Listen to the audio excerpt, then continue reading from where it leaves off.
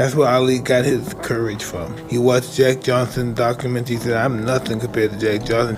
Listen.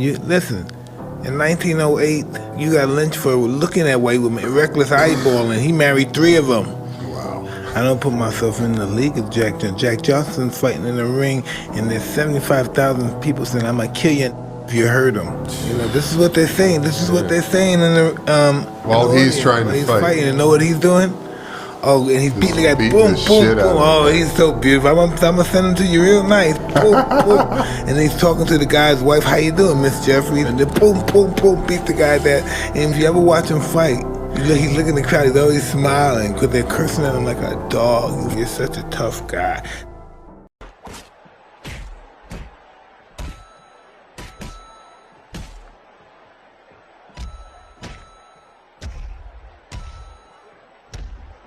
Finally, in the 15th round, Johnson made his move.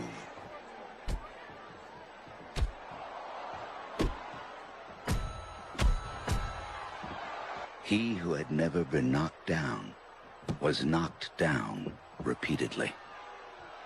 As he lay across the lower rope while the seconds were told off, a cry that had in it tears and abject broken pride went up.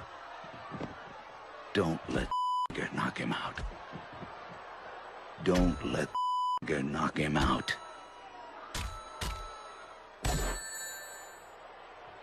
An average man was 130 pounds. Yeah. Because they didn't have any fucking food. They must have That's looked Jack like Johnson. Abe Lincoln, like Yeah. 6'2", not that big. Yeah, I mean, Yeah. but Jack Johnson was, I mean, you got to think, there's no steroids back then. Yeah. Also, just fucking hardship, right? Yeah. Imagine being a black man as a boxer back when they all wanted white men to be the champ. But they would get giant-ass crowds, and you barely could see anything. Is that Jeffries? Yeah. Well, they brought Jeffries in to try to beat him because Jeffries was the former champion, and Jim Jeffries, like Yeah. that's where the Great White Hope kind of probably originated. that's exactly where it came from. Yeah. And then he was about to win that fight, and they cut the broadcast. They had broadcasts back then? When did they have TV? Because there's a video of it where it doesn't really look like he's hurt. Burns and his cornermen kept up a torrent of racial abuse. Johnson just smiled back and gave as good as he got. He pointed to parts of his own body, his stomach, his sides. "Hit here, Tommy," he said. "Hit here." Whenever Burns tried, Johnson battered him again.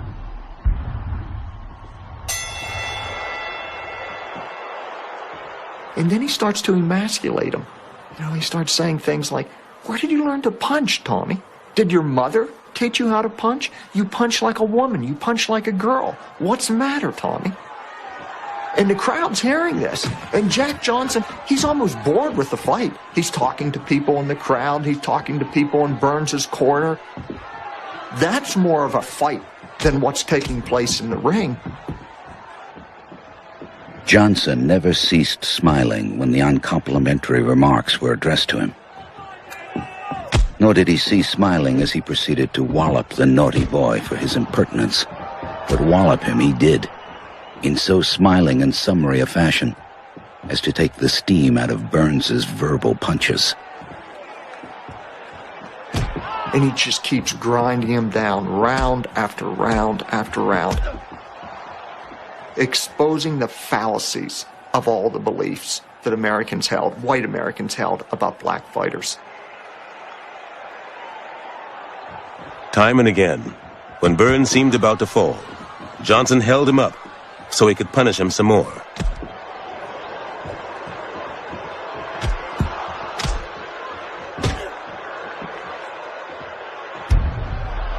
Some in the crowd now began to shout, "Stop the fight!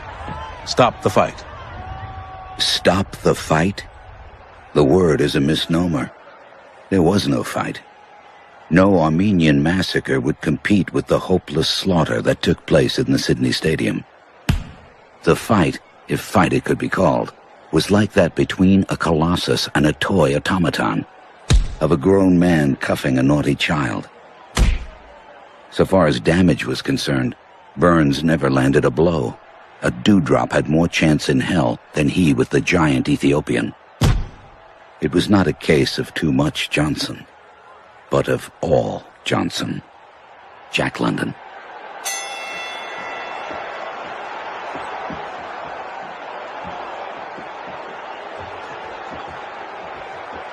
Finally, in the 14th round, as Johnson moved in for the kill, the police stopped the fight to save Burns' further humiliation and ordered the movie cameras to stop.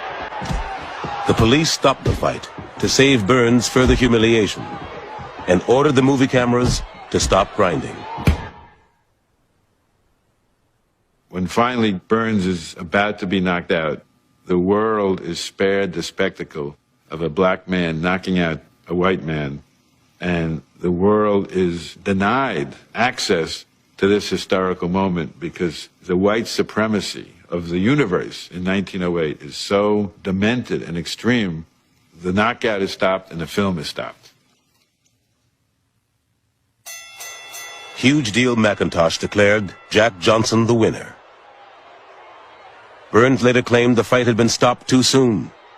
The big nigger, he told reporters, was tiring fast. Johnson laughed it off. Burns is the easiest fighter I ever met, he said. I could have put him away quicker, but I wanted to punish him. I had my revenge. At the age of 30, after 14 long years in the ring, Jack Johnson was the heavyweight champion of the world.